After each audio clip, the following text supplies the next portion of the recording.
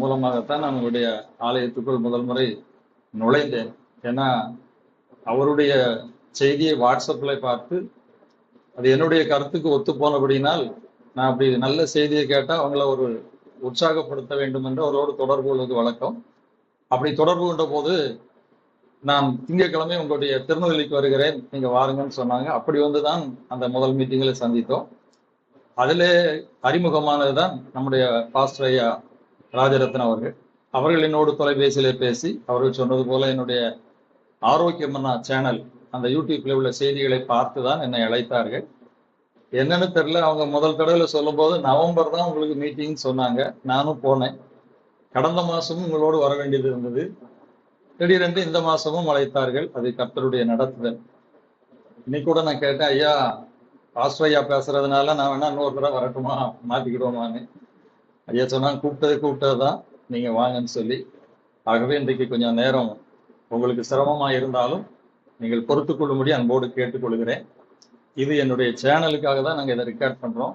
கர்த்தருக்கு சித்தமானால் அது என்னுடைய யூடியூப் சேனல்ல இந்த செய்தியும் உங்களோடு பின்னால பகிர்ந்து கொள்ளப்படும். ஒரு நிமிடம் தலைதாழ்த்தி ஆண்டவர் நம்மோடு பேசும்படி நாம் ஜெபிப்போம். பரிசுத்த நிறைந்த எங்கள் அன்பின் தகப்பனே, இந்த நல்ல மத்தியான வேளைக்காக உமக்கு நன்றி செலுத்துகிறோம். எல்லாவற்றையும் அதனதன் காலத்திலே நீர் நேர்த்தியாய் செய்கிற கர்த்தர். உம்முடைய வார்த்தை நீர் அனுப்பின காரியத்தை செய்யாமல் திரும்பி வராது என்று வசனத்திலே வாசிக்கிறது போல, இன்றைக்கு உம்முடைய பிள்ளைகளுக்கு எதற்காக இந்த 2 செய்திகளை கொடுத்தீரோ தெரியாது. ஆனாலும் ஒரு பெரிய நோக்கம், திட்டம் உண்டு என்பதை அறிகிறேன். அன்றைக்கு 3 நாட்கள் உம்முடைய பாதத்திலே அமர்ந்து உம்முடைய வார்த்தைகளை கேட்ட பிள்ளைகள் சரீரத்திலே கூட சோர்ந்து போகக்கூடாது என்று சொல்லி அவர்களை திருப்திப்படுத்தி அனுப்பினீர். அதுபோல பல அலுவலர்கள் வேலைகளுக்கு நடுவிலே இந்த இடத்துல வந்து அமர்ந்தாலும் அவருடைய மனம் ஒருமுகப்படட்டும். இந்த இடத்தை விட்டு கடந்து செல்லும் போது அவருடைய சரீரத்துக்கு தேவையான நன்மைகளையும் ஆண்டவரை சோர்ந்து போகாமல் கொடுத்து நீர் அனுப்புவீர், அது நிச்சயம். தொடர்ந்து உடைய வார்த்தைகளை கேட்கக்கூட நல்ல இருதயத்தையும் ஒரு மனதையும் தாரும் ஆவியானவர் பொறுப்படுத்திக் கொள்ளும். இயேசுவின் நாமத்தில் ஜெபிக்கிறேன் பிதாவே. சங்கீதங்களின் புத்தகம் 143 சங்கீதம் 10 வசனத்தை ஒரு வாசியுங்கள். சங்கீதம் 143:10.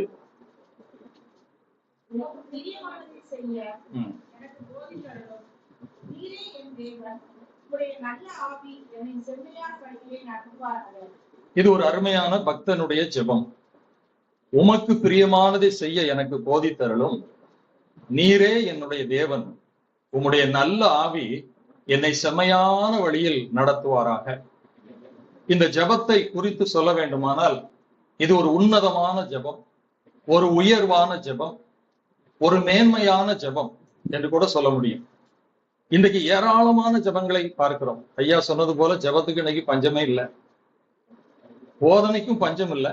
ஆனா சத்தியத்துக்குரிய போதனைகள் வசனம் கிடைக்காத ஒரு பஞ்சத்துக்குள்ளே வந்திருக்கிறோம்.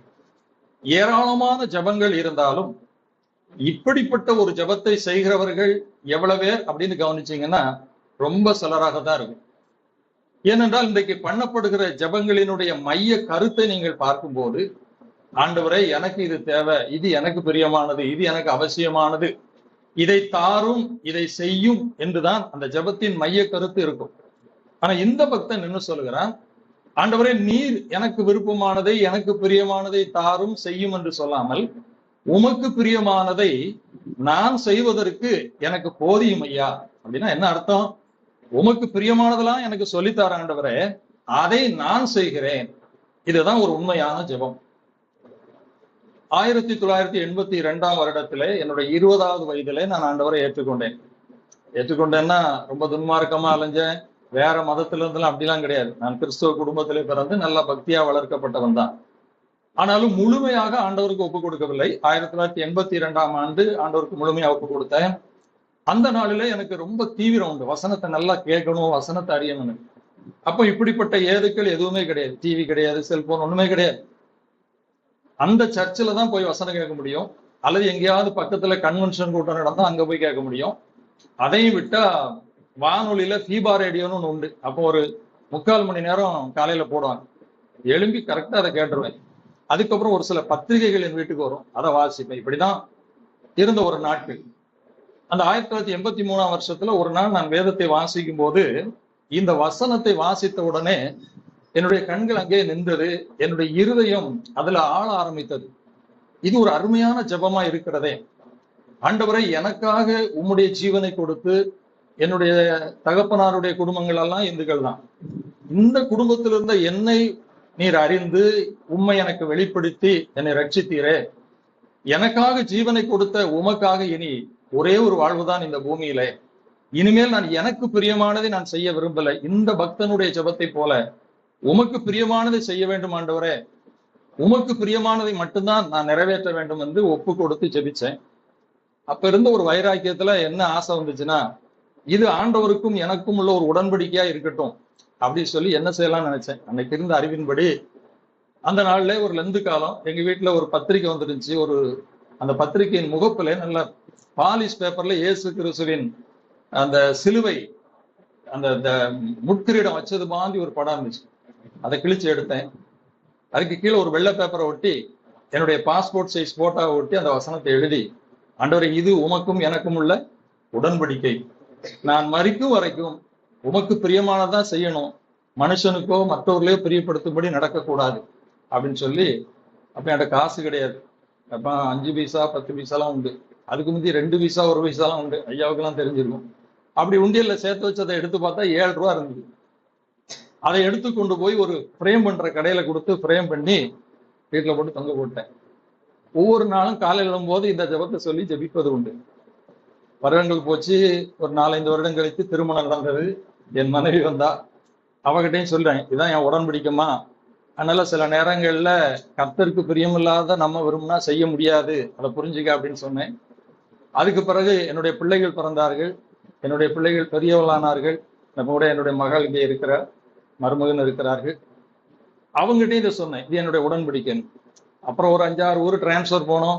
இந்த போட்டோவை கலத்தி கொண்டு போனேன். கிட்டத்தட்ட 30 வருடங்கள் கழிந்து விட்டது. 2013ஆம் வருஷம். அதுக்குள்ள அதெல்லாம் இந்த பூச்செல்லாம் போய் அரிச்சு அதை மங்கிட்டு என்ன செய்வதுன்னு யோசித்தேன். அப்போ டெக்னாலஜி வளர்ந்துச்சு. இந்த போட்டோ ஸ்டுடியோவில் இந்த கல்யாணத்துக்கெல்லாம் நல்லா அழகா இந்த இதுல போட்டு கொடுப்பாங்களே, அந்த மாடல் வந்த உடனே அவங்ககிட்ட தூக்கிட்டு போனேன். இந்த 1983 பாஸ்போர்ட் சைஸாவையும் பிரிண்டா போடு, இப்போ நான் இருக்கிறதையும் பிரிண்டா போடு, இந்த வசனத்தை பிரிண்ட் பண்ணிட்டா அப்படின்னு சொல்லி வாங்கி கொண்டு இப்போ என் ஷோகேஸ்ல இன்னைக்கும் இருக்கிறது. இன்றைக்கும் அந்த ஜெபத்தை நான் மறக்கவில்லை. காலையில அதை ஜெபிக்கிறேன். என் பிள்ளைகளுக்கும் சொல்லி கொடுத்துருக்கிறேன். எதற்காக என்று சொன்னால், ஒருவேளை நான் கடந்து போனால் கூட அந்த ஷோகேஸை பார்க்கும்போது எங்க அப்பா பண்ண உடன்படிக்கை, என் பேரன் இருக்கிறான், எங்க தாத்தா பண்ண உடன்படிக்கை என்று நினைவு கூர்ந்து எப்படியாகிலும் அவர்களும் கர்த்தருக்கு பிரியமாய் வர வேண்டும் என்ற ஒரு ஆதங்கம். ஆதியாகமத்தின் புத்தகத்தை வாசித்து பாருங்க. ஆதியாகமம் 18ஆம் அதிகாரம் 19ஆம் வசனத்திலே ஆபிரகாமை குறித்து ஆண்டவர் ஒரு நம்பிக்கை தெரிவிக்கிறார். வாசிங்க, ஆதியாகமம் 18:19.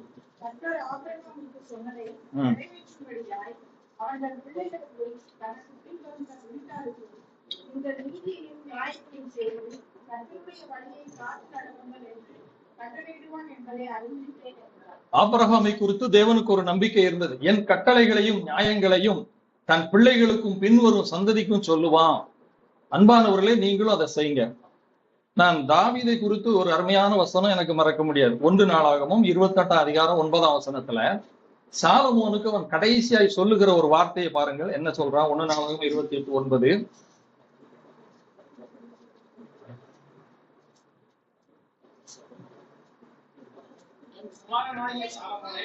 என் குமாரனாகிய சாலமோனே, நீ உன் பிதாவின் தேவனை அறிந்து அவரை உத்தம இருதயத்தோடும் உற்சாக மனதோடும் சேவி. கர்த்தர் எல்லா இருதயங்களையும் ஆராய்ந்து நினைவுகளின் தோற்றங்களை அறிகிறார். நீ அவரை தேடினால் உனக்கு தென்படுவார்,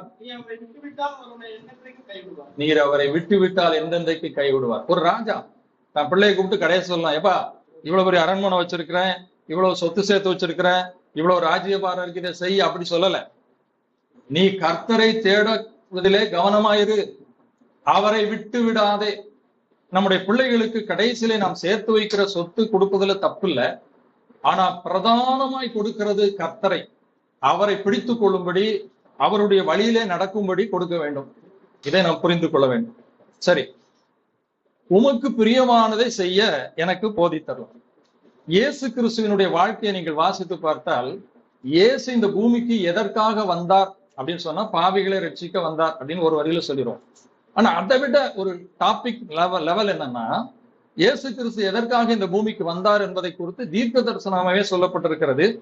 எபிரேயர் 10ஆம் அதிகாரம் 7ஆம் வசனத்தை வாசிங்க. எபிரேயர் 10:7.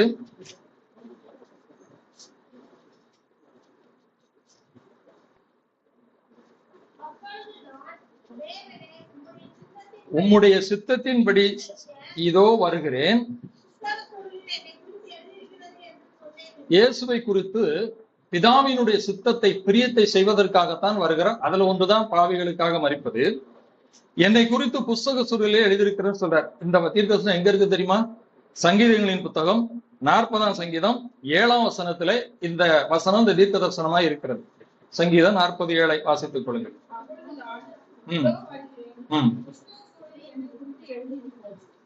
அப்போ இயேசு இந்த பூமிக்கு வந்தது பிதாவினுடைய பிரியத்தை சித்தத்தை செய்வதற்கு. அவர் வாழ்ந்த நாட்கள்ல கூட அவர் அதை சொல்லுகிறார் பாருங்கள். யோவான் எழுதின சுவிசேஷம் 12ஆம் அதிகாரம் 49:50 வாசியுங்கள். யோவான் 12:49-50.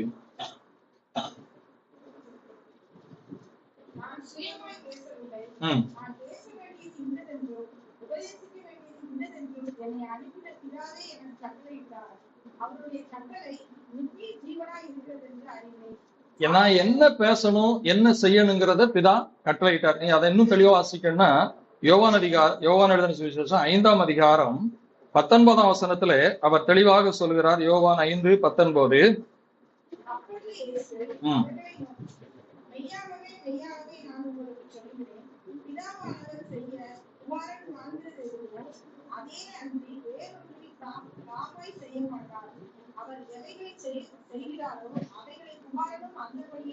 அப்ப இயேசு கிறிஸ்து இந்த பூமிக்கு வந்ததனுடைய பிரதான நோக்கம் பிதாவுக்கு பிரியமானவைகளை செய்ய வேண்டும். அதனாலதான் யோவான் 8:29 சொல்லுகிறார், நான் என் பிதாவுக்கு பிரியமானவைகளை எப்பொழுதும் செய்கிறபடியால் அவர் என்னை தனியே இருக்க விடவில்லை. அப்ப இயேசு பிதாவின் பிரியமானதை செய்தார். இன்றைக்கு ஒவ்வொரு தேவனுடைய பிள்ளைகளும் ஆண்டவருக்கு பிரியமானதை செய்வதற்காகத்தான் நம்மை தெரிந்து கொண்டிருந்திருக்கிறார், அழைத்திருக்கிறார். நமக்கு பிரியமானதையோ நமக்கு சொந்தக்காரர்களுக்கு பிரியமானதையோ மனுஷரை பிரியப்படுத்துவதையோ அவர் செய்ய அழைக்கவில்லை. இதை நாம் ஆழமாய் மனதிலே நிறுத்திக் கொள்ள வேண்டும். சரி, இப்ப ஆண்டவருக்கு பிரியமானதை செய்யணும்னா முதல்ல ஆண்டவருக்கு பிரியமானது என்னன்னு என்ன செய்யணும்? தெரியணும், கண்டுபிடிக்கணும். எப்படி கண்டுபிடிப்பது? எபேசியர் நிருபம் 5ஆம் அதிகாரம் 10ஆம் வசனத்தை வாசிங்க. எபேசியர் 5:10.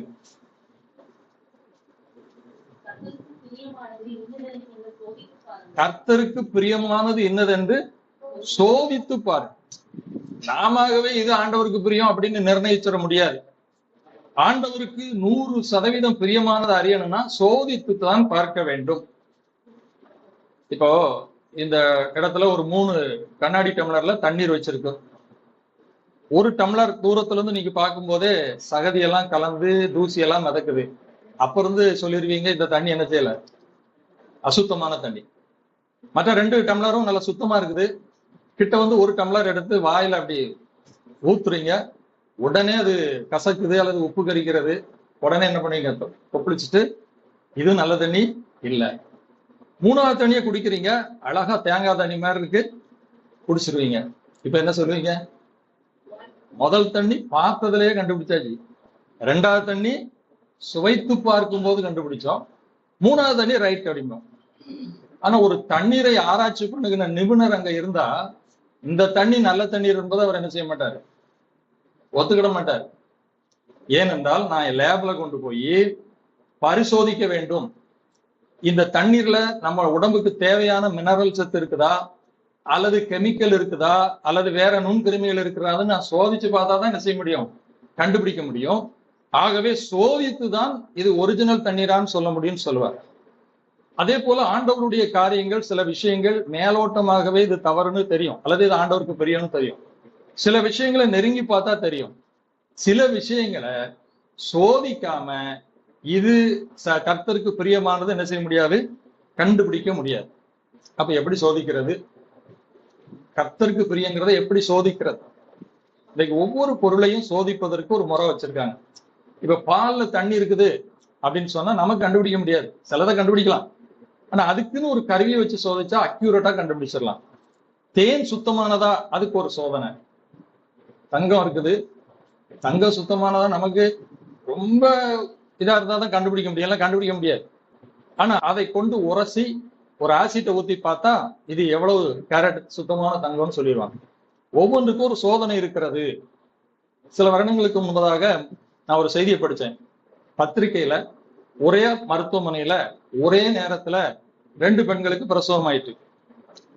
அந்த 2 சின்ன குழந்தைகளையும் நேரத்து தூக்கி அதை கழுவி கொண்டு வர வந்துட்டாங்க. திருப்பி கொண்டு வந்து கொடுக்கும்போது ஒரு பிள்ளை பையன், ஒரு பிள்ளை பொண்ணு. ஒரு தாயின் இடத்துல பெண் குழந்தையை கொடுக்கும்போது அந்த தாய் சொன்னா, இது என் குழந்தை கிடையாது, எனக்கு பிறந்தது என்ன குழந்தை, ஆனா பார்த்தேன் அப்படின்னு சொல்றாங்க. அந்த தாயும் சொல்றா, இது எனக்கு கிடையாது, எனக்கு தான் ஆண் குழந்தை. இப்ப 2 பேருக்கும் கன்ஃபியூஸ் ஆயிட்டு, சாலமோன் காலத்துல நடந்த மாதிரி. இப்ப நர்ஸுக்கு என்ன செய்யணும் தெரியல, அவங்களுக்கு கன்ஃபியூஸ் ஆகி போச்சு. இப்ப எப்படி கண்டுபிடிப்பது? பிளட் டெஸ்ட் எடுத்தா கண்டுபிடிக்கலன்னா அக்யூரேட்டா கண்டுபிடிக்க முடியாது. அப்ப அதுக்கு ஒரு சோதனை இருக்கிறது. என்ன சோதனை? டிஎன்ஏ, மரபணு சோதனை. அதை கண்டுபிடிச்சு தான் கொடுத்தாங்க. அப்போ உண்மையான ஒரிஜினாலிட்டியை கண்டுபிடிப்பதற்கு ஒவ்வொரு பொருளுக்கும் ஒரு சோதனை இருக்கிறது. அதே போல நம்முடைய ஆண்டவருடைய சத்தியம் அல்லது கர்த்தருக்கு பிரியமானது எது என்பதை கண்டுபிடிப்பதற்கு, சோதிப்பதற்கு ஒரு சோதனை இருக்குது. எதை வைத்து சோதிப்பது அப்படின்னு பார்த்தா ஆண்டவர் நல்ல அருமையான ஒரு வழியை கொடுத்திருக்கிறார். இப்ப நம்ம கிறிஸ்தவங்களுக்கு எல்லாம் ஆவிக்குரிய சபையில என்ன பேர் சொல்லுவாங்க? விசுவாசி. பொதுவா புறமதஸ்தர்கள் என்ன சொல்லுவாங்க? கிறிஸ்தவர்கள். கிறிஸ்தவருங்க பேர் எப்போ வந்துச்சு தெரியுமா? யாருக்கு வந்துச்சு தெரியுமா? அந்தியோகியாவிலே சீஷர்களுக்கு தான் கிறிஸ்தவர்கள்னு முதல் பேர் வந்துச்சு. அப்போஸ்தலர் 11:26 வாசிக்கிறோம். ஆனா நான் இருந்தது ஒரு சின்ன கிராமம். எங்க ஊர்ல கிறிஸ்தவர்களும் சொல்ல மாட்டாங்க, விசுவாசின்னு சொல்ல மாட்டாங்க. ஆனா ஒரு கிராமத்துல ஒரு பேர் சொல்லுவாங்க, வேதக்காரர். எங்க ஊர்ல அப்படிதான் சொல்லுங்க, அவங்க வேதக்காரங்க ஐயா, அது வேத கோயில் ஐயா. நான் நினைக்கிறேன் ஒரு அருமையான பேரை அவங்க தான் கொடுத்துருக்காங்க. ஏன் வேதக்காரன்னு கொடுத்தாங்க? அவங்கெல்லாம் அவங்க சர்ச்சுக்கு போகும்போது, அவங்க கோயிலுக்கு போகும்போது ஏதாவது ஒரு பொருளை தான், பழம், தேங்காய் இப்படிதான். ஆனா நம்ம எதை தூக்கிட்டு போவோம்? அவங்க கூட கரெக்டா ஜட்ஜ் பண்ணியிருக்காங்க, இவர்கள் வேதக்காரர்கள். ஆனா நம்ம அந்த அளவுக்கு வேதத்தை என்ன செய்யல, முக்கியப்படுத்தவில்லை. இன்னைக்கு அநேகருக்கு வேதம் சர்ச்சுக்கு போனா தூக்கிட்டு வரணும், பிற வீட்டுல கொண்டு வச்சிடணும். சிலருக்கு ஏதாவது பிசாசு எதுவும் வந்துடக்கூடாது, தலையணை கட்டியில் வச்சு படுக்கணும். இன்னும் சிலர் படிக்காங்க, நல்லா படிச்சிருப்பாங்க, வசனம்லாம் தெரியும், போட்டிலாம் என்ன செய்யணும், பிரைஸ் வாங்கணும். ஆனா ஆண்டவர் இந்த வேதத்தை நமக்கு எதற்காக கொடுத்தார் என்று சொன்னால் இதுக்குதான். ஆண்டவருக்கு பிரியமானது என்ன அப்படின்னு நீங்க கண்டுபிடிக்கணும்னா இதை வச்சுதான் என்ன செய்யணும், சோதிக்க வேண்டும். இதுதான் சரியாக நம் ஆண்டவர் எப்படி என்பவரை காட்டுகிறது. அதனாலதான் யோவான் எழுதின சுவிசேஷம் 12ஆம் அதிகாரம் 47-48 வாஸ்தா, நம்மை கடைசி நாளிலே நியாயம் விசாரிக்க போகிறது எதுதான்? இந்த வேத வசனம் தான். நான் யாரையும் நியாயந்திருக்கலை, உங்களை கடைசி நாளிலே நியாயந்திருக்கிறது ஒன்று இருக்கிறது, அது என்னுடைய வார்த்தை என்று ஆண்டவர் சொல்லிட்டார். இந்த வேத புத்தகத்தை நம்ம கையில இன்னைக்கு நம்ம மொழியில பெற்றிருக்கிறோம்னா நமக்கு அது லேசா தெரியுது. ஆனா உண்மையாகவே இந்த வேத வசனம் நம்முடைய கையிலே வருவதற்கு எத்தனையோ மிஷினரிகள் ரத்தத்தை சிந்தி பாடுபட்டு எவ்வளவோ காரியங்களை, வில்லியம் கேரியா இருக்கட்டும், இங்க வந்த மிஷினரிகளா இருக்கட்டும், நம்ம கையில நம்ம மொழியில சேர்ப்பதற்கு அவர்கள் எடுத்த பிரயாசம் அதிகம். இன்னைக்கும் உண்மையாக இந்த புத்தகத்துக்கு விலை கொடுக்கணும்னா எத்தனையோ ஆயிரங்கள் இருக்கும். ஆனா பைபிள் சொசைட்டி மூலமா இன்னைக்கு எல்லாரும் வாங்கக்கூடிய விலையில, குறைஞ்ச விலையில இந்த வேதத்தை கையில கொடுத்திருக்கிறார். இது பெரிய அற்புதம் தான் சொல்லுவேன், ஆண்டவர் கொடுத்த அற்புதம். ஏன் ஆண்டவர் இதை கொடுத்தாருன்னா இதுக்குதான். நீ இந்த வசனத்தை வச்சு ஆராய்ந்து பார்த்து எனக்கு பிரியமானதை செய்ய வேண்டும். ஆனா இன்னைக்கு அநேகருக்கு அந்த மகத்துவம் தெரியல. அதான் ஓசியா 8:12 சொல்லுகிறார், என் வேதத்தின் மகத்துவங்களை அவர்களுக்கு எழுதி கொடுத்தேன், அவர்களோ அதை அந்நிய காரியமாக எண்ணினார். இன்னைக்கு இந்த வேத வசனம் எங்கேயோ உள்ளது அல்ல, நம்ம கையிலே இருக்கிறது. அது அன்னைக்கே சொல்லிட்டார் தீர்க்க தரிசனமா. உபாகமம் 30ஆம் அதிகாரம் 11ஆம் வசனத்திலிருந்து வாசிங்க. உபாகமம் 30:11.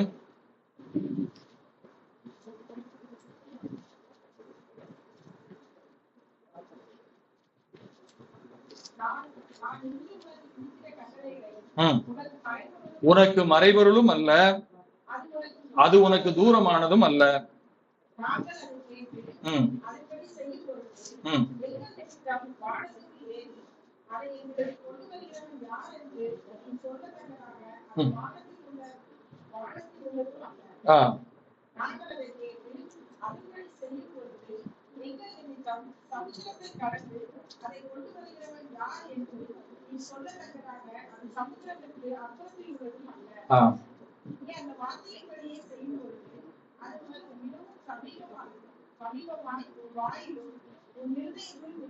என்ன அருமையா சொல்றாரு பாருங்க. இந்த வேதவசனம், ஐயா நான் வேதவசனத்தை எப்படி ஆராய்ஞ்சு பார்த்து சோதிச்சு பார்த்து ஆண்டவருக்கு பிரியமானதை கண்டுபிடிக்க? அது வானத்துல இருக்குது, அது சமுத்திரத்துல இருக்குது, அது எங்கேயோ இருக்குது, எந்த ஊழியக்காரன்கிட்டே தான் இருக்குது, அப்படி இல்லை. அது உன் சமீபமா இருக்கிறது, உன் வாயிலே இருக்கிறது, உனக்கு அருகிலே இருக்கிறது. அல்லேலூயா. அதுக்குதான் ஆண்டவர் இந்த வேதத்தை கொடுத்திருக்கிறார். அப்ப எதை எடுத்தாலும் இந்த வேத புத்தகத்தை பார்த்து சோதிக்க வேண்டும். இன்னும் கூட நீங்க பாத்தீங்கன்னா கடைசி நாட்கள்ல உபதேசத்துல கலப்பு வரும், ஊழியத்துல கலப்பு வரும். ஏன்னா ஆண்டவரே சொல்லிட்டார், கடைசி நாள்ல வஞ்சிக்கிறவர்கள் வருவார்கள், கள்ள தீர்க்கதரிசி வருவார்கள். இயேசு மட்டும் சொல்லல, பேதுரு சொல்லுகிறார், யோவான் சொல்லுகிறார், பவுல் சொல்லுகிறார், எல்லா நிருபங்களிலும் அதை எழுதுறாங்க.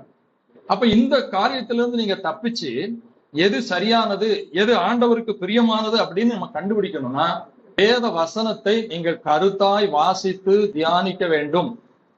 பெரையா பட்டணத்தாரை குறித்து பவுல் சொல்லுகிறார், அப்போஸ்தலர் 17:11, காரியங்கள் இப்படியா இருக்கிறது என்று சொல்லி அவர்கள் மனோ வாஞ்சையாய் வசனத்தை ஏற்றுக்கொண்டு காரியங்கள் இப்படியா இருக்கிறது என்று சொல்லி தினந்தோறும் வேத வாக்கியங்களை ஆராய்ந்து பார்த்தார்கள். வாசிச்சுட்டு போகல.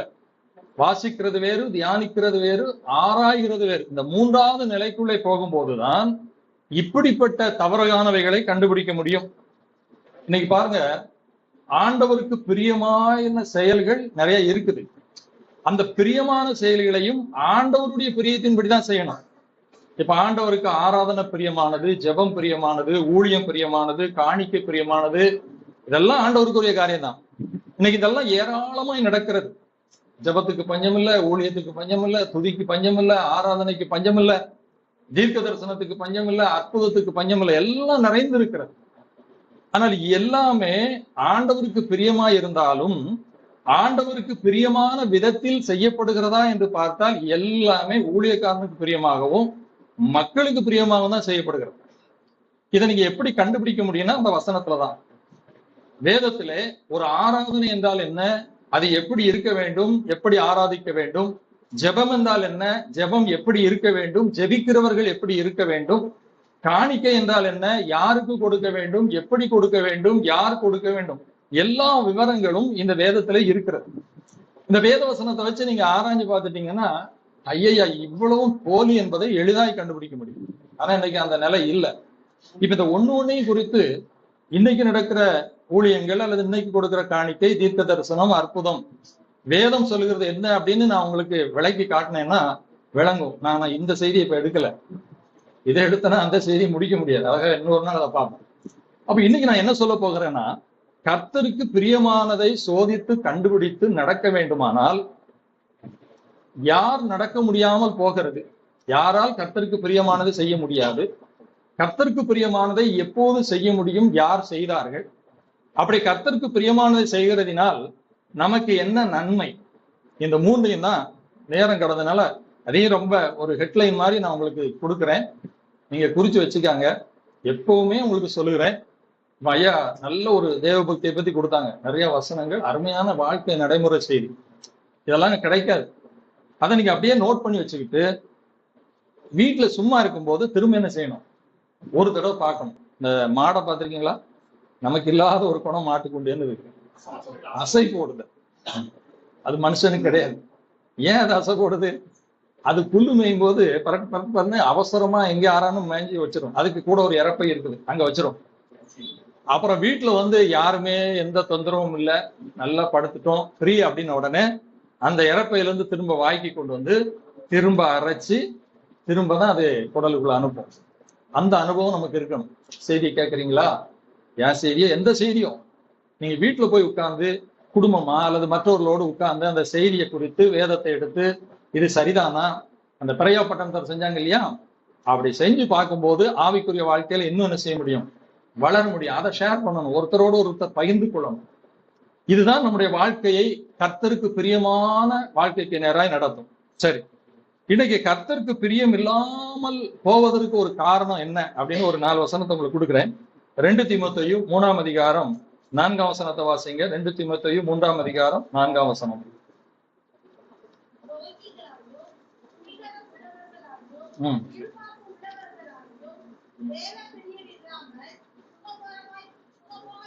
தேவ பிரியராய் இராமல் சுகபோக பிரியராய். அப்போ ஒருத்தன் தேவ பிரியரா இருக்கணும்னா சுகபோக பிரியத்தை வெறுக்கணும். சுகபோக பிரியனா இருந்தா தேவ பிரியரா இருக்க முடியாது. அப்ப தேவ பிரியரா இல்லாமல் போவதற்கு காரணம் சுகபோகத்தை விரும்புவது. இது ஆர்சி வேதாகமத்துல வாசிங்கன்னா, கடவுளை விரும்புவதை விட சிற்றின்பத்தை அதிகம் விரும்புதல் அப்படின்னு போட்டிருக்குது. இந்த உலகத்திலே ஒரு மனிதன் இயேசுவை ஏற்றுக்கொண்டவனானால் அவன் மற்ற மக்கள் உலகத்திலே எப்படி சுகபோகமாய் வாழ வேண்டும், ஆடம்பரமாய் வாழ வேண்டும் என்று விரும்புகிறார்களோ அதை அவன் என்ன செய்யணும்? வெறுக்கணும். அப்ப தேவனை பிரியப்படுத்தும் போது, தேவனுக்கு பிரியமாய் வாழ முற்படும் போது இந்த சுகபோகத்தை, இந்த சிற்றின்பத்தை, இவையெல்லாம் அவன் வெறுக்கிறவனாய் மாற வேண்டும். இதை வெறுக்கலன்னா தேவத்தை பிரியப்படுத்துகிறவராய் வாழ முடியாது. அதுக்காக நம்ம ரொம்ப பிச்சைக்காரனா அப்படி இருக்கும்னு நான் சொல்லல. தேவன் நமக்கு நியாயமான வழியிலே தருகிறதிலே அவசியமானவைகளை பெற்று அனுபவிப்பதிலே தவறில்லை. ஆடம்பரமானவைகளுக்கு நேராய் செல்வதுதான் பாவத்துக்கு வழிவகுக்கும். அப்ப சுகபோக பிரியர்கள் தேவனுக்கு பிரியமா இருக்க மாட்டாங்க. 2வது ஒரு வசனத்துல அதே பவுல் சொல்கிறார். ரோமர் 8ஆம் அதிகாரம் 8ஆம் வசனத்தை வாசிங்க.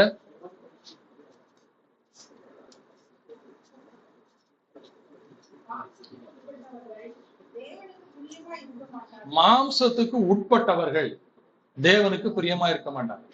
இன்னைக்கு அநேக கிறிஸ்தவர்கள் அறியாத ஒரு காரியம், ரட்சிக்கப்பட்ட உடனே நான் அதை செய்யறேன், இதை பெறேன், அந்நிய பாஷை பெற்றேன், இதைதான் சொல்றாங்களே ஒழிய முதல் விஷயம் அவன் மாம்சத்தை விட்டு ஆவிக்கு உட்பட்டவனாய் மாற வேண்டும். ஏன்னா இந்த மாம்சம் உலகத்துல இருக்கிற வரைக்கும் அது பூமியோடு சம்பந்தப்பட்டதான். எவ்வளவு பெரியவனா இருந்தாலும் இந்த மாம்சம் திடீர்னு உலகத்துக்குள்ள இழுத்துட்டு போயிடும். அதனால மாம்சத்துக்கு உட்படக்கூடாது. அதான் பின்னால் அவர் எழுதுகிறார் பாருங்கள் 12ஆம் வசனத்திலே, ஆகையால் சகோதரரே, மாம்சத்தின்படி பிழைப்பதற்கு நாம் மாம்சத்துக்கு கடனாளிகள் அல்ல, மாம்சத்தின்படி பிழைத்தால் சாவீர்கள், ஆவியினாலே சரீரத்தின் செய்கைகளை அழித்தால் பிழைப்பீர்கள். சில நேரம் சரீரம் அப்படி மிஞ்சி வரும்போது அதை அடக்கணும். பவுல் கூட என்ன எழுதுகிறார்? மற்றவர்களுக்கு பிரசவம் பண்ணுகிற நான் தானே ஆகாதவனாய் போகாதபடி என் சரீரத்தை ஒடுக்கி கீழ்ப்படுத்துகிறேன். இந்த மாம்சம் எப்பவும் சும்மா இருக்காது. ஒரு நிமிஷத்துல அது வீறி எழும்பிடும். தாவீதை குறித்து பாருங்க, ஒரு பயங்கரமான எச்சரிக்கை. தாவீதை குறித்து, தாவீது அந்த பச்சைவாழ் விஷயம் தவிர மற்ற எல்லாத்துலயும் அவன் என்ன செஞ்சான்? உண்மை உள்ளவனாதான் இருந்தான். ஒரு பார்வை, அவன் யுத்தத்துக்கு போகாம ஜாலியா படுத்திருந்து அப்படியே பானா, அந்த நேரம் ஒரு பார்வை அவனுடைய மாம்ச இச்சையை தூண்டி ஒரு நிமிஷத்துல விளை வைத்து விட்டது. இதெல்லாம் நமக்கு ஒரு எச்சரிக்கை. 1 கொரிந்தியர் 10ஆம் அதிகாரத்துல அதான் பவுல் எழுதுகிறார். இஸ்ரவேல் சார்ந்த அதிகார சுட்டிக்காட்டி, அவங்க பரீட்சை பார்த்தது போல, அவங்க விபச்சாரம் பண்ணது போல, அவங்க முறுமுறுத்தது போல நீங்க முறுமுறுத்துறாதுங்க, நிற்கிறவன் எவனும் விழுந்து போகாதபடிக்கு எச்சரிக்கை. மாம்சத்தை எப்போதும் ஆவிக்குள்ளே அடக்கி வாழுகிற ஒரு வாழ்க்கை கிறிஸ்தவனுக்கு அவசியம்.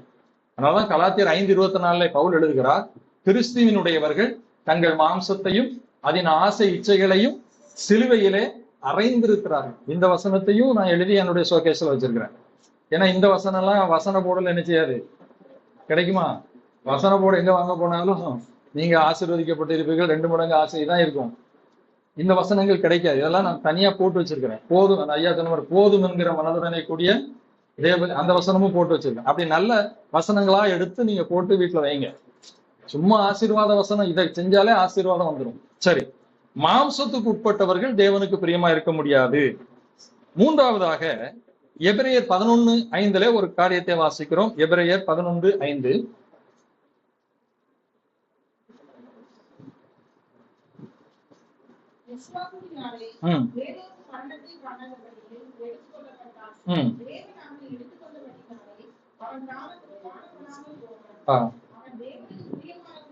அவன் தேவனுக்கு பிரியமானவன் என்று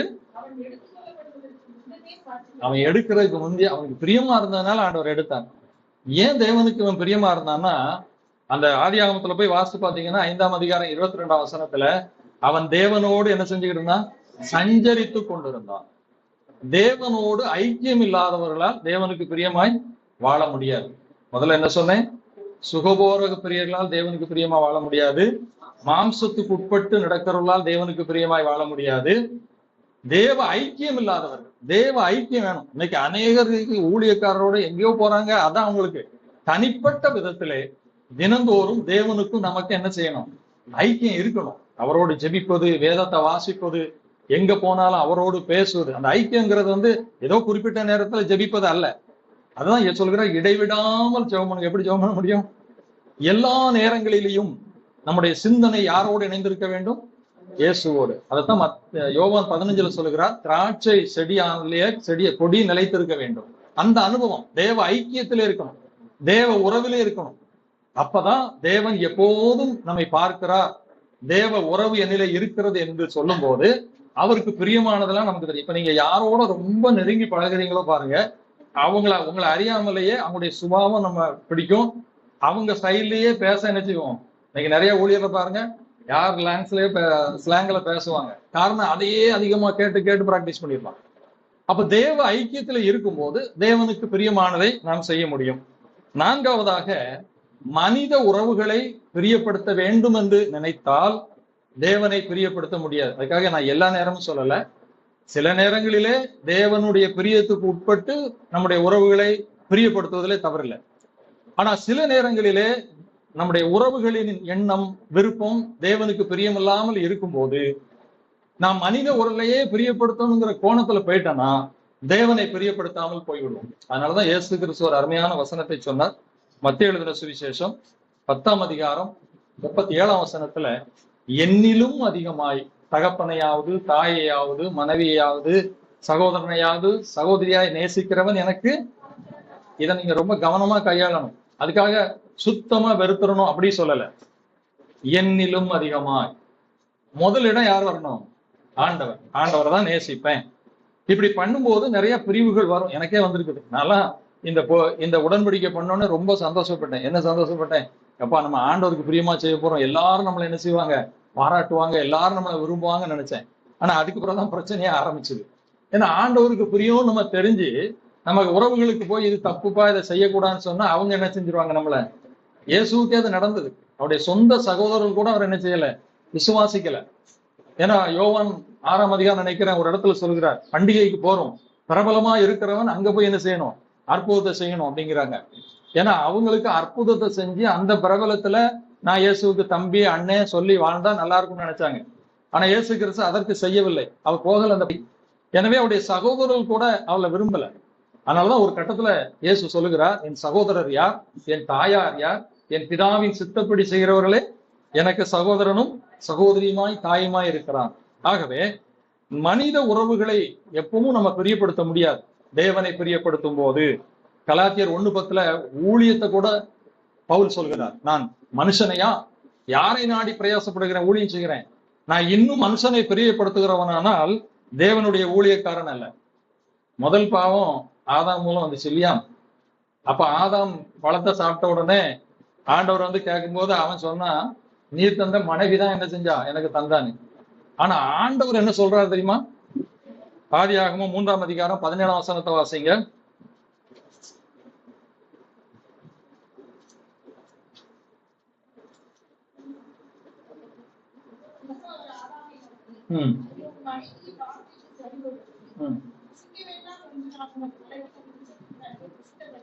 அங்க ஆண்டவர் என்ன சொல்றாரு? உன் மனைவியின் வார்த்தைக்கு. எப்ப நான் தான் உன்னை படைச்ச, உனக்கு துணையை கொடுத்தேன், ஆனா நீ நான் புசிக்காத சாவான்னு சொல்லியிருக்கேன், அவ புசின உடனே என்ன செஞ்சுட்டா? அதான் சொன்னேன், உறவுகளை கர்த்தருக்கு பிரியமான விதத்துல வரைக்கும் தான் பிரியப்படுத்த முடியும். இப்ப ஆதாம் என்ன சொல்லியிருக்கணும்? என்கிட்ட தெளிவா ஆண்டவர் என்ன சொல்லிட்டாரு? புசிக்க கூடாதுன்னு சொல்லிட்டாருமா, நான் புசிக்க மாட்டேன் நின்னா கூட என்ன நடந்திருக்குமோ தெரியாது. இவன் புசித்ததனுடைய விளைவுதான் இந்த பிரச்சனை எல்லாம் வந்துச்சு. அப்போ உறவுகளை அல்லது நண்பர்களை பிரியப்படுத்த முடியாத நேரம் நமக்கு வரும். கர்த்தரை பிரியப்படுத்தணும்னு நினைச்சா. நீங்க யாத்திராகமம் 32 பாருங்க, மோசே மலைக்கு போயிட்டான், இந்த ஜனங்கள் எல்லாம் எங்களுக்கு தெய்வத்தை உண்டாக்குங்க. ஆரோன் என்ன பண்ணிருக்கணும்? மோசே வரும் வரைக்கும் சத்தம் கட்டாம உட்காந்துக்க, நான் ஒண்ணும் பண்ண மாட்டேன், அவர் வருவாருன்னு இருக்கணும். இவன் கண்டுக்குட்டியை உண்டாக்கி கொடுத்துட்டு பின்னால மோசே ஏன்பா இப்படி செஞ்சான்னு கேட்கும்போது, ஜனங்களுக்கெல்லாம் நான் பயந்துட்டேன், ஜனங்களுக்கு உண்டாக்குன்னு சொன்னாங்க. ஒரு ஊழியக்காரன் ஜனங்களுக்கு பயப்படக்கூடாது. ஜனங்களுடைய நல்ல ஆலோசனைகளை கேட்பதிலே தவறில்லை. கர்த்தருக்கு விரோதமாய் ஜனங்களை பிரியப்படுத்த, ஜனங்களை உற்சாகப்படுத்த, கர்த்தருடைய வார்த்தைக்கு விரோதமா என்ன செய்யக்கூடாது. அப்படி இருந்தாதான் கர்த்தரை பிரியப்படுத்த முடியும். இன்னும் நிறைய சம்பவங்கள் இருக்கிறது. மார்க் 15:15 பிலாத்து இயேசுவை ஒரு நாளும் கொல்லணும்னு நினைக்கல. பிலாத்து இயேசுவை சிலுவையில் அடிக்கணும் உண்மையான மனம் அவனுக்கு கிடையாது. ஆனா ஏன் இயேசுவை சிலுவைக்கு ஒப்பு கொடுத்தான் தெரியுமா? ஜனங்களை பிரியப்படுத்த. ஏன்னா ஜனங்களை பிரியப்படுத்தலாம் என் பதவி போயிடும். இன்றைக்கு அநேகர் ஆண்டவரை பிரியப்படுத்த முடியாமல் போவதற்கு காரணம் உறவுகளை, மக்களை, ஒருவேளை ஊழியர், விசுவாசிகளை பிரியப்படுத்துவதற்காக. அப்ப இந்த இடத்துல இயேசுவைதான் நான் பிரியப்படுத்துவோம்ப்பா, அதனால யார் என்ன வெறுத்தாலும் சரி, யார் என்ன போனாலும் சரிங்கிற ஒரு ஸ்டாண்ட் இருந்தாதான் இயேசுவை பிரியப்படுத்த முடியும். ஐந்தாவதாக ஆண்டவரை பிரியப்படுத்தி வாழ வேண்டுமானால் ரோமர் 12ஆம் அதிகாரம் 2ஆம் வசனத்தை வாசிங்க. ரோமர் 12:2.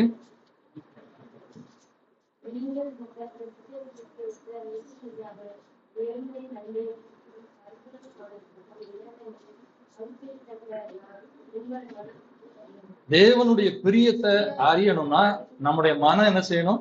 மறுரூபமாகும். நம்முடைய இருதயம் ஒரு வேற லெவலுக்கு வரணும். இந்த மறுரூபமாகிற மனம்தான் தேவனுடைய பிரியத்தை அறிந்து செய்ய முடியும். இன்னும் எபிரேயர் 11:6 பாத்தீங்கன்னா விசுவாசம் தான் தேவனுக்கு பிரியமானது என்று சொல்லப்பட்டிருக்கிறது. ஆகவே இவைகளை நீங்கள் வைத்துக்கொண்டு இன்னைக்கு ஆண்டவருக்கு பிரியமாய் நடப்பதற்கு இவைகளிலே எனக்கு எது தடையாயிருக்கிறது, நான் இந்த காரியங்களின்படி தேவனை மட்டும் பிரியப்படுத்தி வாழ்கிறேனா என்பதை நான் பார்த்துக் கொள்ள வேண்டும். இரண்டாவதாக, தேவனை பிரியப்படுத்தி வாழ்வதற்கு அவசியமானது அல்லது பிரியப்படுத்தி வாழ்ந்தவர்கள் சிலரை உங்களுக்கு நான் வேகமா கோடிட்டு காட்டுறேன். அதை நீங்க குறிச்சு வச்சுட்டு வீட்டுல போய் என்னுடைய வாழ்க்கையை தியானிச்சு பாருங்க, அவங்க எப்படி தேவனை பிரியப்படுத்த முடிந்ததுன்னு சொல்லி. முதலாவதாக நீங்க பாத்தீங்கன்னா யாத்திராகமத்தின் புத்தகத்துல மருத்துவச்சிகளை குறித்து பார்க்கிறோம். அந்த ராஜா, எகிப்தில் உள்ள ராஜா, இந்த இஸ்ரவேல் ஜனங்களுக்குள்ளே ஆண் பிள்ளை பிறந்தா நீங்க என்ன செஞ்சிடணும்? கொன்னுடணும் அப்படின்னு தான் உனக்கு வெகுமானம் தர்றேன் மாதிரிலாம் சொல்றான். ஆனா அந்த மருத்துவச்சிகள் ஆண் பிள்ளைகளை கொல்லாமல் உயிரோடு விட்டார்களாம். ஏன் அப்படின்னு சொல்லி இருக்கிறது பாருங்க. யாத்திராகமம் 1:15 வாசிங்க.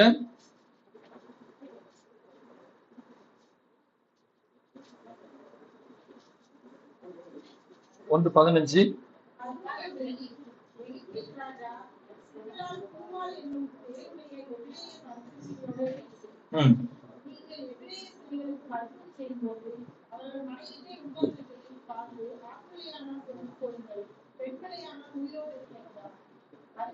மருத்துவச்சிகள் தேவனுக்கு பயந்ததினா. பாருங்க, ஒரு ராஜா கட்டளை. அப்ப அந்த ராஜாவுக்கு இவ உயிரோடு விட்டுட்டான்னு போனா இவங்களை பிடிச்ச கொலை பண்ணிடுவான், நான் சொன்னதை செய்யலேன்னு. ஆனா அந்த ராஜாவை விட இந்த மருத்துவச்சிகளுக்கு ஆண்டவருக்கு பயம் வருது. அப்படி செய்யக்கூடாது. கர்த்தருக்கு பயந்ததினால் மருத்துவச்சிகள் தேவனுக்கு பிரியமானதை செஞ்சாங்க. இன்றைக்கு நாம் ஆண்டவருக்கு பயந்து வாழ்கிற ஒரு வாழ்க்கை இருந்தாதான் வெளி அதிகாரத்தினாலே வெளி மிரட்டல்கள் வரும்போதும் கர்த்தருக்கு பிரியமானதை செய்ய முடியும். அதே போல அடுத்தால பாத்தீங்கன்னா, நான் இதெல்லாம் லேசாவே உங்களுக்கு சொல்லியிருந்தேன், நீங்க பாத்தாங்க. யோசேப்பு குறித்து வாசிக்கிறோம். யோசேப்புக்கு பாவம் செய்கிற ஒரு சூழ்நிலை வருது. அவன் ஏற்கனவே சகோதரர்களால் விரட்டப்பட்டு அந்நிய தேசத்துல வந்து உட்கார்ந்து இருக்கிறான். இது நியாயப்பிரமாணத்துக்கு முந்திய காலம். ஆண்டவர் கூட அவனுக்கு அந்த நியாயப்பிரமாண கட்டளைப்படி நீ அந்த அடுத்த ஸ்திரிய தொடக்கூடாதுலாம் சொல்லல. ஆனா அந்த யோசேப்புக்குள்ளே ஆவியானவர், இன்றைக்கு இருக்கிற ஆவியானவர் தான் அன்னைக்கு இருந்திருக்கிறார். அவர் இருந்தபடினாலே அவன் சொல்லுகிறான், இத்தனை பெரிய பொல்லாங்குக்கு உட்பட்டு தேவனுக்கு விரோதமா இந்த பொல்லாப்பை நான் எப்படி செய்வேன்? அப்ப அந்த யோசேப்புக்குள்ளே இது தேவனுக்கு பிரியமில்லாத காரியம் என்ற உணர்வு எப்படி வந்தது? தேவ ஐக்கியத்திலே வந்தது. யோசேப்பு அங்கே தேவனுக்கு பிரியமானதை செய்கிறதினாலே அவன் பாடுகளை படுகிறான், சிறைச்சாலைக்குள்ள போகிறான், பல வேதனைகளை அனுபவிக்கிறான். நம்மளா இருந்தா எதுக்கு போட்டு ஒரு தடவை சகோதரர்கள் துன்மார்க்கத்தை அப்பாட்ட சொன்னதுனாலதான் இந்த நிலைக்கு வந்தோம். இனிமே இங்கேயும் போய் ஏன் இப்படி நல்ல பேர் வாங்கி நம்ம கஷ்டப்படணும்? நல்ல சாப்பாடு கிடைக்குது, இங்க நல்ல வசதி கிடைக்குது. அவனே சொல்றான், உன்னை தவிர இந்த எல்லாம் எந்த எஜமானனுக்கு கொடுத்திருக்கிறார், நல்ல வாழ்க்கை. ஆனால் அவன் அதை விரும்பவில்லை. தேவனை பிரியப்படுத்த வேண்டும், தேவனுக்கு பிரியமில்லாதை செய்யக்கூடாது. ஆகவே அவன் பயந்து ஓடுகிறான். அடுத்த ஒரு சம்பவம் தான் ரொம்ப முக்கியமான சம்பவம். யோனத்தானை குறித்து வாசிக்கிறோம். 1 சாமுவேல் 19ஆம் அதிகாரத்தை நீங்க வைத்துக் கொள்ளுங்கள். அந்த சம்பவத்தை பாத்தீங்கன்னா ரொம்ப த்ரில்லிங்கா இருக்கும். அதாவது தாவீதை கொல்ல வேண்டும் என்று சவுல் அவனை துரத்திக்கிட்டே அலைகிறான். 2-3 முறை கொல்ல பார்த்துட்டான். தாவீது தப்பிச்சு ஓடிட்டான். இந்த சவுலினுடைய மகன் தான் யாரு? யோனத்தான். இப்போ யோனத்தான்ட்ட போய் தாவீது சொல்றான், உங்க அப்பா என்ன கொல்ல பாக்குறாருப்பா, நான் என்ன தப்பு பண்ணேன், ஆனா ஒரு நாள் இஸ்ரவேலை மீட்டவன். அப்ப அவன் சொல்றான், நிச்சயமா கொல்ல நான் விடமாட்டேன் அப்படின்னு சொன்ன உடனே ஒரு பந்தி நடக்கிறது பாருங்க. அந்த பந்திக்கு தாவீது, நான் வரமாட்டேன், நீ உங்க அப்பா எப்படி இருக்காருன்னு பார்த்து சொல்லுன்றான். அதே மாதிரி அவன் பந்திக்கு போகும்போது வீட்டுல போய் வாசிங்க, யோனத்தான் இடத்துல அவனுடைய அப்பா சவுல் கேட்கிறான், தாவீது ஏன்பா வரல? அது அவன் எங்கேயோ ஊர்ல பலியிடம்னு போனான்னு அப்படியே அவங்கள மறைச்சு சொல்றான். ஆனா சவுலுக்கு தெரிகிறது இந்த யோனத்தான் தாவீதை காப்பாற்ற நினைக்கிறான் என்று சொல்லி. அப்போ யோனத்தானை பார்த்து தாவீது ஒரு வார்த்தை சொல்றான் பாருங்க. அவனுக்கு புரிவதற்காக, அவனுடைய நிலையை உணர்த்துவதற்காக, அவனுக்கு ஒரு பதவி வரப்போகிறதற்காக ஒரு வார்த்தை சொல்றான். 20ஆம் அதிகாரம் 30ஆம் வசனத்திலிருந்து வாசிங்க. 1 சாமுவேல் 20.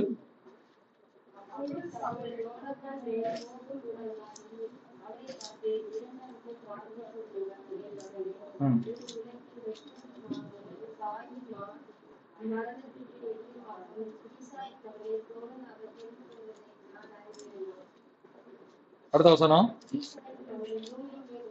நல்லா கவனிங்க. ஈசாயின் மகன் பூமியிலே நீயானாலும் உன் ராஜ்யபாரமானாலும் நிலைப்படுவதில்லை. இப்போதே அவனை அழைப்பித்து என்னிடத்தில் கொண்டு வா, அவன் தாவீது தான்ப்பா எனக்கு பிறகு ராஜா வரப்போகிறது கன்ஃபார்ம் ஆயிடுச்சு. ஆனா நீ என் பிள்ளை, எனக்கு பிறகு நீ ராஜாவை ஆகணும்னா தாவீது என்ன செய்யக்கூடாது? உயிரோடு இருக்கக்கூடாது.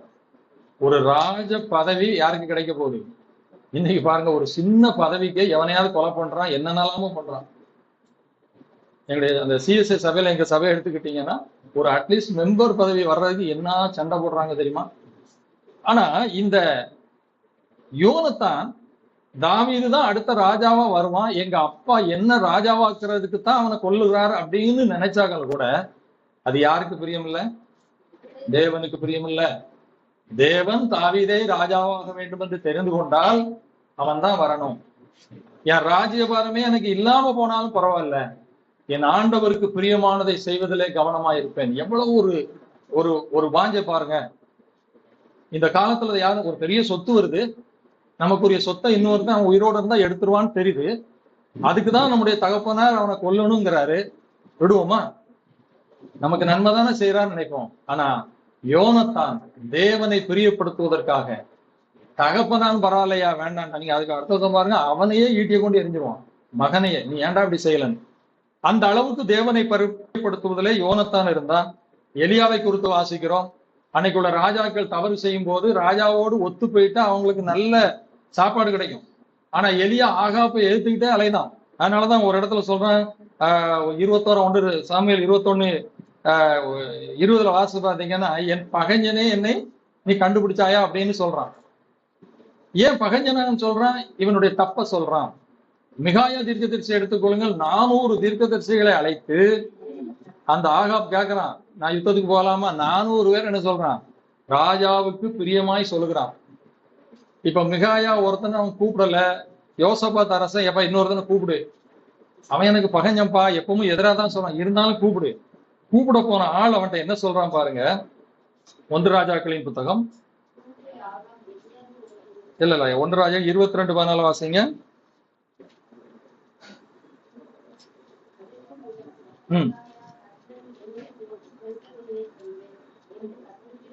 அந்த 13ஆம் வசனத்தை பாருங்க. மிகாயாவை அழைக்க போன ஆள் அவனுடைய பேசி, ஏக வாக்காய் ராஜாவுக்கு நன்மையாய் இருக்கிறது, உம்முடைய வார்த்தையும் அவைகளில் ஒருவர் வார்த்தை போல் இருக்கும்படி நன்மையாக சொல்லும். எல்லாரும் ஒண்ணு போல சொல்றான்ப்பா, நீ மட்டியா ராஜா பகைய வாங்குற, உனக்கு ஏன் இந்த வம்பு, ஊரோட என்ன செஞ்சிரு, ஒத்து பேரு, இதுல என்ன உனக்கு கிடைக்க போகுது, ஏன் போப்பான்னு சொல்லு. அவன் போய் செத்தா சாவரான் போட்டான். ஆனா மிகாயா சொன்னான், நான் கர்த்தருடைய தீர்க்கதரிசி, அவர் என்ன சொல்றாரோ, ஒரு உண்மையான ஊழியக்காரனுடைய எல்லாம் தான். இப்ப நாங்க உங்களை உற்சாகப்படுத்துறதுக்கு உங்களை அப்படி செய்வார்னு பேசிட்டு போறதுல சுலபம். ஆனால் அங்க போய் கணக்கு கொடுக்கணும். தேவனுடைய சத்தியத்தை சத்தியமாய் தான் நாங்கள் சொல்ல வேண்டும். அதான் உண்மையான ஊழியர். அதான் மிகாயா சொல்றான். அவர் என்ன, அதுக்காக அவன் அநியாயம் பண்ற ராஜாவை பார்த்து நான் நல்லா இருப்பா போன்னு சொல்ல முடியாது. கர்த்தர் சொல்லுவதையே சொல்லுகிறேன். தொடர்ந்து நீங்க வாசிங்க. தானியேலை குறித்து வாசிக்கிறோம். அந்நிய தேசத்திலே கர்த்தரை பிரியப்படுத்துவதற்காக தன்னை தீட்டுப்படுத்தக் கூடாது என்று பார்க்கிறான். சாத்ராக் ஆபேத்நேகோ எடுங்க, அக்கினி சூளை எரிஞ்சுக்கிட்டு இருக்குது. ராஜா சொல்றான், நீ பொற்சிலையை வணங்குனா உனக்கு விடுதலை, உனக்கு ராஜ பதவி தாரேன். எவ்வளவு இக்கட்டான சூழ்நிலை பாருங்க. அந்த நேரத்துல அவர் சொல்றாங்க, ராஜாவே, எங்கள் தேவனாகிய கர்த்தர் எங்களை என்ன செய்வாரு? விடுவிப்பார். ஒரு ஊழியர் சொன்னாரு, இவர் இதோட நிறுத்திருக்கணும், விடுவிக்காமற் போனாலும் அப்படின்னா அது என்ன வார்த்தை? அவிசுவாசமான வார்த்தை. ஏன்னா இன்னைக்கு அப்படிதான் டீச்சிங் இருக்குது. நான் சொல்றேன், அதுதான்டா உன்னதமான வார்த்தை. என் ஆண்டவர் என்னை விடுவிப்பார், அவரால் முடியும், அதுல எந்த மாற்று கருத்து இல்லை. ஆனால் அவர் விடுவிப்பார், என்னை ஆசீர்வதிப்பார் என்பதற்காக மட்டும் நாங்க அவளை பின்பற்றலையா? அவர் விடுவிக்காமற் போனாலும் நான் பொற்சிலை என்ன செய்ய மாட்டேன். அதுதான் உண்மையான விசுவாசம். ஏன்னா எல்லாம் நடக்கும். சகோதரர் சொன்னது மாதிரி, யாக்கோப பட்டயத்துக்கு கொல்ல ஆண்டவர் என்ன செஞ்சுட்டாரு. ஆனா பேதுரு அற்புதமா சிறைச்சாலை இருந்து இன்னைக்கு எத்தனையோ மிஷினரிகள் ரத்த சாட்சியா இருக்காங்க. அதுக்காக ஆண்டவர் வல்லமை இல்லாதவர் என்றோ அவர்கள் தப்பானவர்கள் என்றோ இல்லை. அது தேவனுடைய சித்தம், அவருடைய தீர்மானம். அதைத்தான் அவங்க சொல்றாங்க, எங்கள் தேவனால முடியும்பா. அக்கினி சூளை பொருளை விடுவிக்கட்டாலும் நான் ஓன் பொருட்களை வணங்க மாட்டேன். ஆனா ஆண்டவர் அங்க விடுவிச்சார், காட்டினார் அந்த ராஜாவுக்கு. அவன் கையாலே எழுதுறான், இந்த தேவன் தான் ஜீவனுள்ள தேவன் என்று சொல்லி. அன்பான தேவனுடைய பிள்ளைகளே, ஆண்டவருக்கு பிரியமா நம்ம வாழணும்னு நினைச்சிட்டோம்னா சில நேரங்களிலே இழப்புகள், எதிர்ப்புகள், உறவுகள் எல்லாவற்றையும் இழக்க வேண்டிய சூழ்நிலைகள் கூட வரும். எந்த நிலையிலும் மனரமியமாய் வாழக்கூடிய வாழ்க்கையையும் நாம் என்ன செய்யணும்? அப்பதான் அவரை பிரியப்படுத்தி வாழ முடியும். புதிய ஏற்பாடுல யோவான் ஸ்நானன்னு பாருங்க, எனக்கு ரொம்ப ஆச்சரியமா இருக்கும். ஏரோது ராஜா விருப்பத்தோடு அவன் சொல்லை கேட்டு வந்தான்னு இருக்குது. ஒரு ராஜா அவன் சொல்ல கேட்டு வாரான்.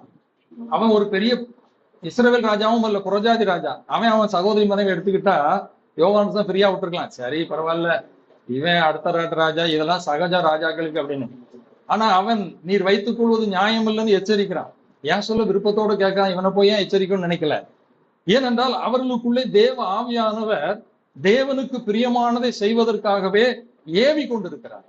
அப்படி இருக்கும்போது அவர்களால் தேவனுக்கு பிரியமானவைகளை செய்யாமல் இருக்க முடியாது. இப்படி நிறைய சம்பவங்கள் இருக்கிறது. அப்போஸ்தலனாகிய பவுல் அதான் ஊழியத்திலே சொல்கிறார், நான் மனுஷரையா பிரியப்படுத்த பாக்குறேன், நான் இன்னும் மனுஷனை பிரியப்படுத்துகிறவனானால் தேவனுடைய ஊழியக்காரன் அல்ல. அப்போ தேவனை பிரியப்படுத்தி வாழ வேண்டுமானால் நம்முடைய போக்கஸ் முழுசும் எங்க இருக்கணும்?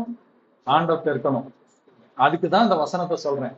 ஆண்டவருக்கு பிரியம் என்னன்னு நீங்க அறிஞ்சாதான், வசனத்தின் மூலம் தெரிஞ்சாதான் நாம் இப்படிப்பட்ட சூழ்நிலையில ஆண்டவரை பிரியப்படுத்தி வாழ முடியும். அப்படி வாழும்போது நமக்கு இழப்புகள் வரலாம், வெறுப்புகள் வரலாம், துரத்தி விடப்பட்ட நிலை எது வேணாலும் வரலாம். ஒரு சமயம் ஒரு புத்தகத்துல படிச்சேன், 2 புலவர்கள் இருந்தாங்க ஒரு ஊர்ல. அதுல ஒரு புலவர் ராஜா நல்ல ராஜாவா வந்தா மட்டும்தான் அவரை பாராட்டி பாடுவாரு, பரிசவங்க என்ன செய்வாரு, சாப்பிடுவாரு. ஒரு புலவருக்கு அதெல்லாம் பெருசு இல்ல, எந்த ராஜா வந்தாலும் பாராட்டி பாடணும், பரிசவங்க என்ன செய்யணும், சாப்பிடணும். அப்போ அந்த நாட்டுல ஒரு துன்மார்க்கமான ராஜா வந்துட்டாரு. அதனால இவரு அரண்மனை பக்கமே போறதில்ல. நல்ல புலவர் கையில என்ன கிடைக்குதோ அதை வாங்கி ஒரு நேரம் பட்டினியும் சாப்பிட்டுட்டு இருக்கிறாரு.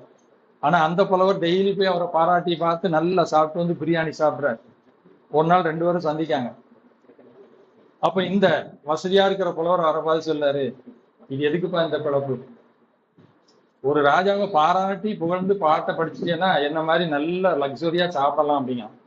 இப்ப அந்த புலவர் சொன்னாரு, என்ன மாதிரி மரக்கறியை மட்டும் சாப்பிட்டு நீ பழகிட்டேன்னா தேவையில்லாதவனெல்லாம் புகழ வேண்டிய நிலை உனக்கு என்ன செய்யாது, வராது. இதுதான் கிறிஸ்தவ வாழ்க்கை. இந்த உலகத்துல ஆண்டவரை பிரியப்படுத்தி வாழணும்னு நினைச்சிட்டீங்களா, நம்முடைய லட்சியம் இப்படிப்பட்ட பாத்திரங்கள் மேல் இருக்க வேண்டும். இன்னைக்கு பாருங்க, தங்களுடைய உலக வாழ்க்கைக்காக இன்னைக்கு எத்தனை ஊழியர்கள் தவறான போதனைகளை கொடுத்து ஜனங்களை வஞ்சித்து பலமாய் வாழ்ந்து கொண்டிருக்கிறார்கள் தெரியுமா? 2 பேதுரு 2ஆம் அதிகாரத்துல சொன்னப்பட்டபடி அவர்களுக்கு ஒரு ஆக்கினை தேவன் வச்சிருக்கிறார். பூமியில வேணா இருந்துட்டு போலாம். இப்ப கடைசியா நான் உங்களுக்கு சொல்ல போகிறது, தேவனை பிரியப்படுத்தி இப்படி வாழும்போது நமக்கு கிடைக்கிற நன்மை என்ன? தானியேல் 9ஆம் அதிகாரம் 23ஆம் வசனத்தை வாசிங்க. தானியேல் 9:23.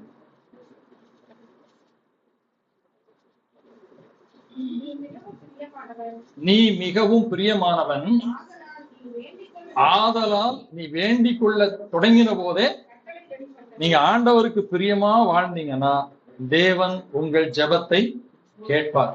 1 யோவான் 3ஆம் அதிகாரம் 22ஆம் வசனத்துல அது சொல்கிறார். 1 யோவான் 3ஆம் அதிகாரம் 22ஆம் வசனம்.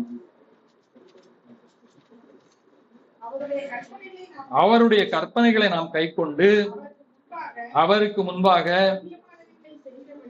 பிரியமானவைகளை செய்கிறபடியினால் நாம் வேண்டிக் கொள்ளுகிறது எதுவோ அதை அவராலே, நீங்க ஆண்டவரை பிரியப்படுத்தி இந்த வாழ்க்கை வாழ்ந்துட்டீங்கன்னா உங்களுடைய தேவைக்காக எந்த ஜெப கோபுரத்தையும் எந்த ஊழியரையும் நாடி செல்ல வேண்டியது இல்லை. ஹல்லேலூயா.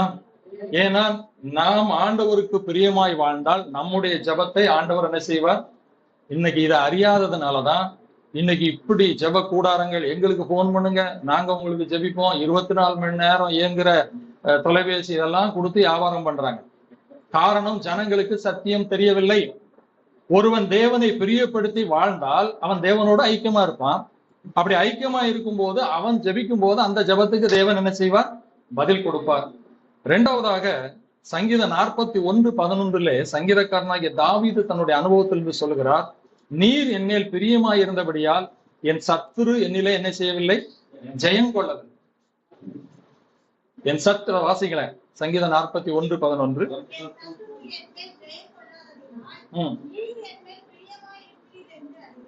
என் சத்துரு என் மேல் ஜெயம் கொள்ளாததினால் நீர் என்மேல்.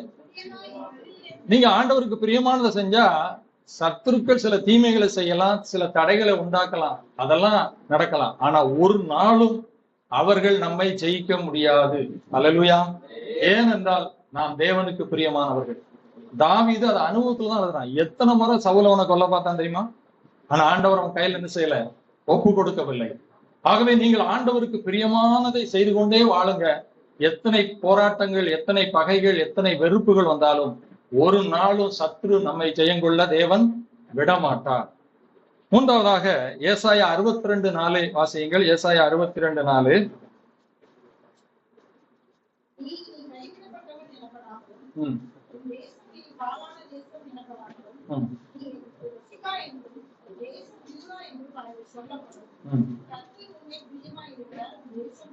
கர்த்தர் உண்மையில் பிரியமாயிருக்கிறார். ஒரு தேசம் நமக்கு தேவையான ஆசீர்வாதங்களை கர்த்தர் என்ன செய்வார்?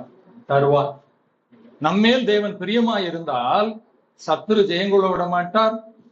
இரண்டாவது, நம்முடைய ஜெபத்தை கேட்பார், நம்மை ஆசீர்வதிக்கிறவராய் இருப்பார். ஆசீர்வாதம் உடனே பெரிய கோடீஸ்வரன் அப்படிலாம் இல்லை. ஆசீர்வாதம் என்பது ஐயா சொன்னது போல நான் அடிக்கடி அதை தான் சொல்வேன். ஆசீர்வாதம் என்பது தேவன் எவ்வளவு தருகிறார் என்பதல்ல, தேவன் தந்தவைகளிலே திருப்தியா இருப்பது, அதுதான் ஆசீர்வாதம். என்னுடைய சேனல்ல கர்த்தருடைய ஆசீர்வாதம் சொல்லி 3 பாகம் போட்டிருக்கிறேன். அதுல ரொம்ப தெளிவா விளக்கமா பேசியிருக்கிறேன். இன்னைக்கு இது தெரியாததுனாலதான் இன்னைக்கு இந்த மாதிரி கூட்டங்கள் எல்லாம் ஓடுது. கர்த்தருடைய ஆசீர்வாதம் என்பது திருப்தி தான்.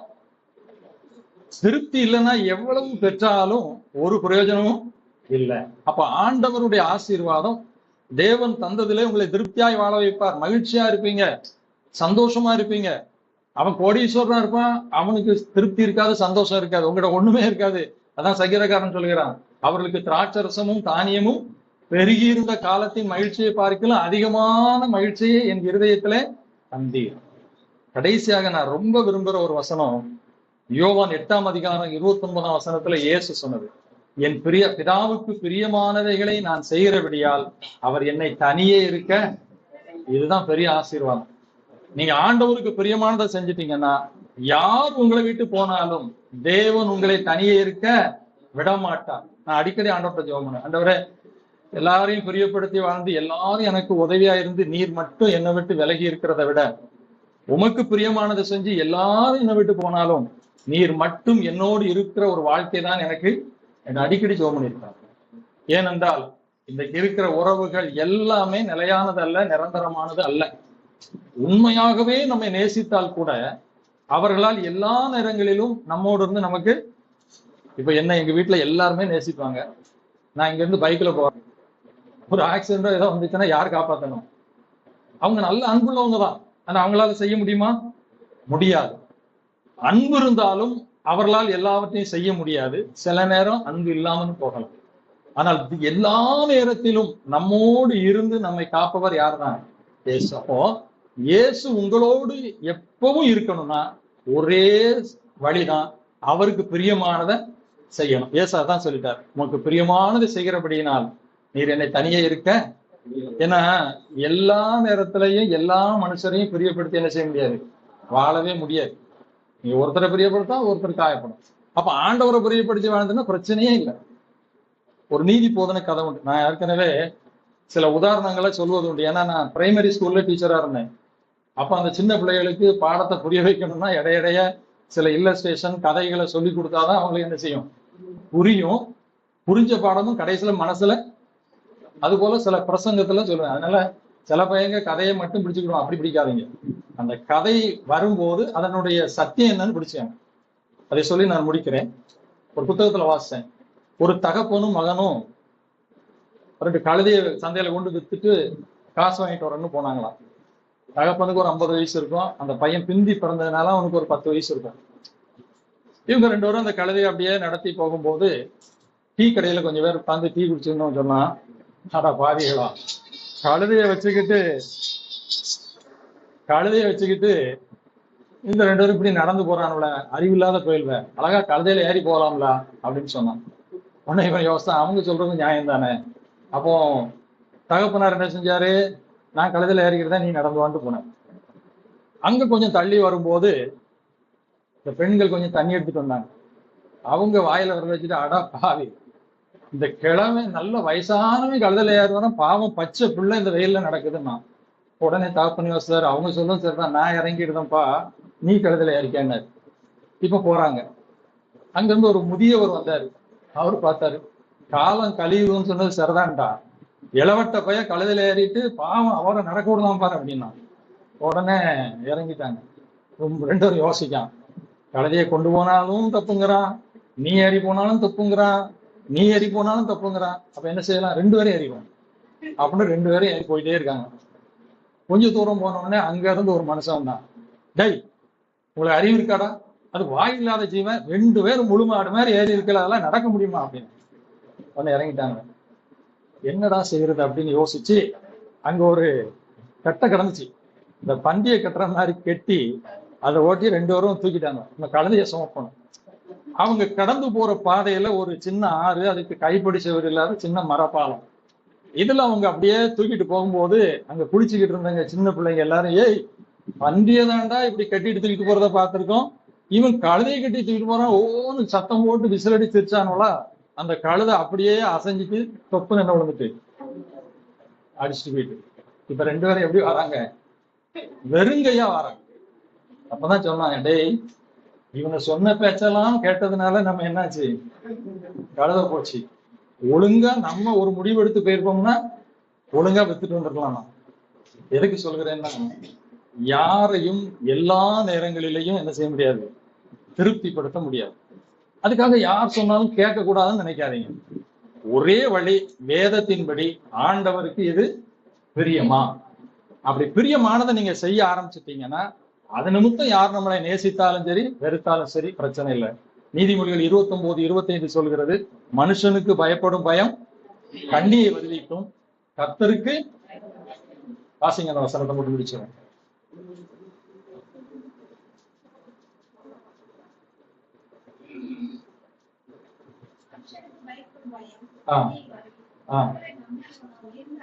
கர்த்தரை நம்புகிறவனோ உயர்ந்த அடைக்கலத்தில் வைக்கப்படுவான்.